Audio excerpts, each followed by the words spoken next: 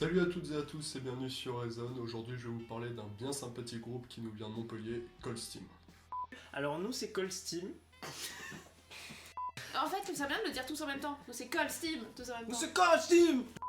J'ai donc pu m'entretenir avec Guillaume, Élise et Nicolas, une partie du groupe donc, pour parler de leur dernière EP sortie le 4 décembre dernier. C'est parti.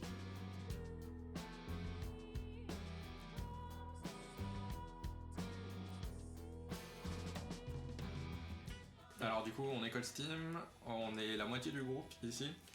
Du coup il y a Guillaume qui est le guitariste, chanteur, compositeur, Élise la chanteuse.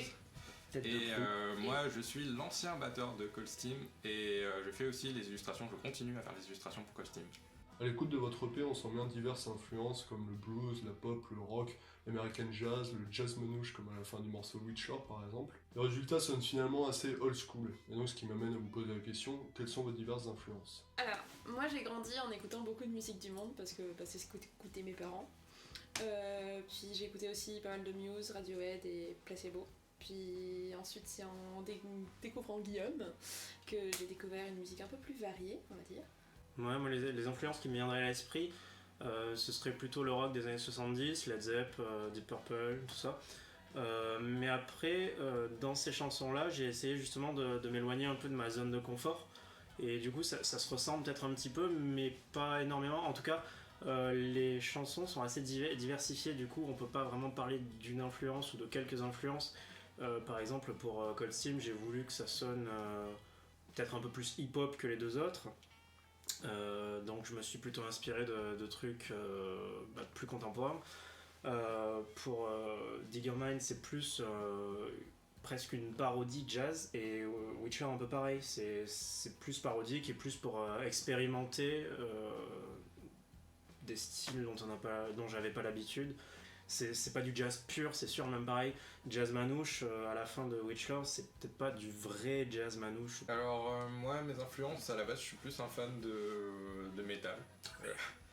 Mais là sur ce projet en fait j'avais envie de jouer des choses plus carrées, plus simples, et je vais plus puiser dans un répertoire qui est pop un peu alternative ou garage.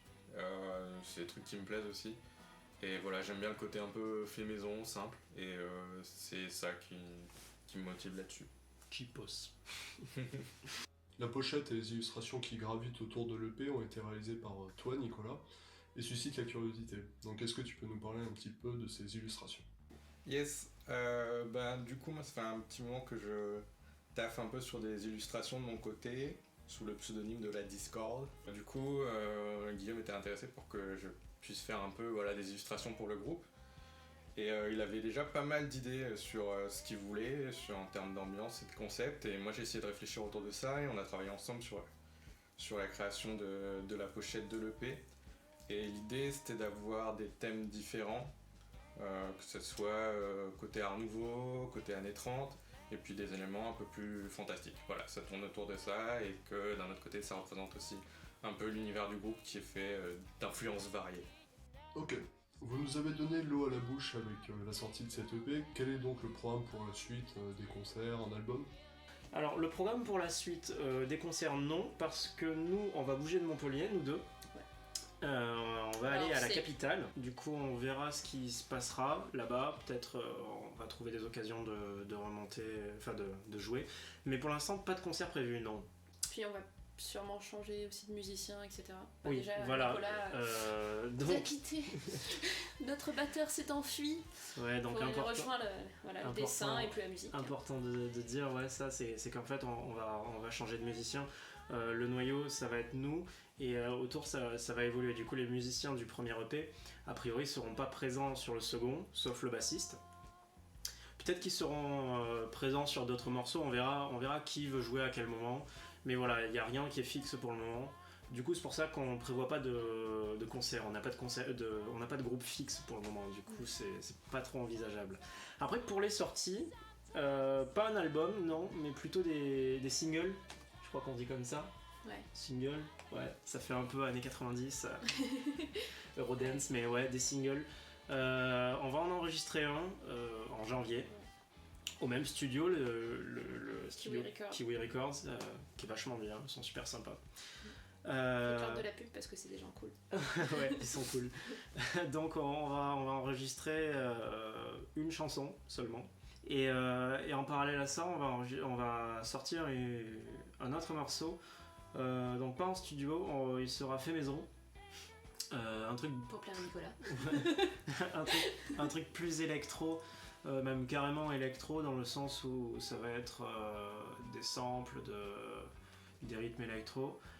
Ça sortira un petit peu un petit peu de ce qu'on a eu l'habitude de faire jusqu'à présent du coup. Mais pour cette chanson là, on n'a pas de date, on n'a pas d'idée prévue.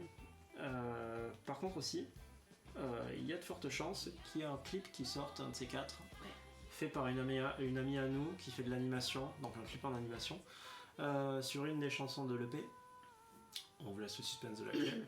Ouais, on verra. Et on va voir ce que ça va rendre. On a hâte. Voilà, pour l'instant c'est juste du teasing très vaporeux.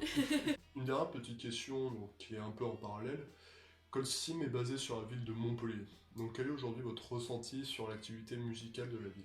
Question du coup, encore. sur l'activité musicale de la ville, Montpellier c'est pas immense non plus, donc il y a des petits bars sympas avec des caves qui font office de salle de concert, donc ça c'est vraiment chouette, avec des petits groupes qui tournent assez bien et c'est vraiment, il y a des bons groupes. Voilà. Après le problème, moi je dirais, c'est qu'il n'y a pas vraiment d'intermédiaire, il n'y a pas de salle moyenne. Ou alors trop peu. Ou alors trop peu, ouais. Parce que le Black Sheep, ils ont une jolie programmation, mais je trouve que là, ça allait pas ouf. Enfin, le matos est bien, mais il y a des pylônes en plein milieu, ça peut chiant quoi. Ouais, c'est cool. Mais c'est elle est vraiment sympa et tout, il y a de la bonne bière et tout ça. C'est vraiment sympa comme bière. Mais ouais, ça manque de salle un peu intermédiaire. Et avec du matos de son sympa quoi. Ouais, moi je dirais peut-être. Comment dire, comme. Peut-être comme le groupe est jeune aussi et qu'on va bouger, on n'a peut-être pas eu le temps aussi de vraiment arpenter tous les bars de Montpellier. Il n'y a pas masse de salles intéressantes. On fait le Black Sheep, on fait le Blackout. Après, de suite, c'est un niveau supérieur avec l'Anti-Rouille ou le Rockstar. À moins d'y jouer dans le cadre d'événements, c'est un peu plus dur, ou alors faut avoir gagné quelque chose, ou je sais pas quoi. Ouais, des tremplins, des choses comme ça. Et après, en ce qui concerne la musique à Montpellier, c'est assez riche. Il y a pas mal de... Quand même, il y a une grosse dominance de reggae, swing, je crois. Mais après, non, c'est assez diversifié. Je veux dire, il y a qu'à voir le Black Sheep, c'est quand même un haut lieu du métal et des apparentés, quoi. Du coup, il y a matière à voir des musiques, voir et écouter des musiques assez différentes. Et puis, il y a des bons groupes, même sur Montpellier, par exemple, je pense Groupe d'Arthur, au groupe d'Arthur, même au groupe d'Esteban, ouais. Saint and the Self Tribute Band. Ouais. On leur fait une petite pub. ou même les autres, Gleason Kepler. Ouais. C'est plus psyché, c'est un voyage dans le temps, ça fait plaisir. Ou des trucs un peu plus, je sais pas comment dire, plus post. Moi, pour ma part, je trouve que c'est très varié en fait. Montpellier, il se passe, au niveau des styles musicaux, je pense qu'en fait, on peut trouver un peu de tout. Je suis assez fan de ce qui se passe, comme tu disais, au Black Sheep, avec tout ce qui se passe autour de Heads Records. Je trouve que c'est un label où ils font passer, ils organisent pas mal de concerts, ils font passer pas mal de groupes intéressants. Et après, ouais, ça manque d'une salle d'intermédiaire, ouais. Je pense à des salles comme la Paloma à Nîmes. Qu'on aimerait bien avoir à Montpellier, je pense. Ouais, c'est sûr. Voilà.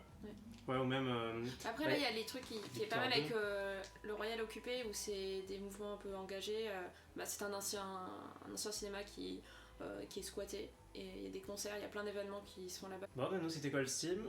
On tient à remercier Clément du blog Raison qui nous a proposé cette interview. Ouais, interview exclusive, attention. Ouais, et qui nous a du coup permis de nous exprimer et de nous présenter surtout.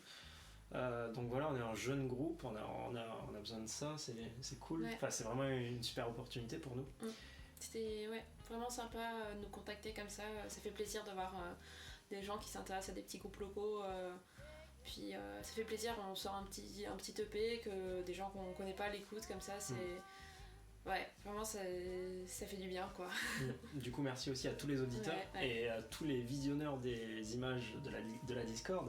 Ouais. Et du coup, n'hésitez pas, si vous n'avez pas encore écouté l'EP, à aller l'écouter et à rejoindre notre page Facebook. Et aussi, voilà. Et on a aussi une page Twitter qui est en anglais. Attention. Et on est sur SoundCloud aussi. Bon bah salut. Des bisous. Bye.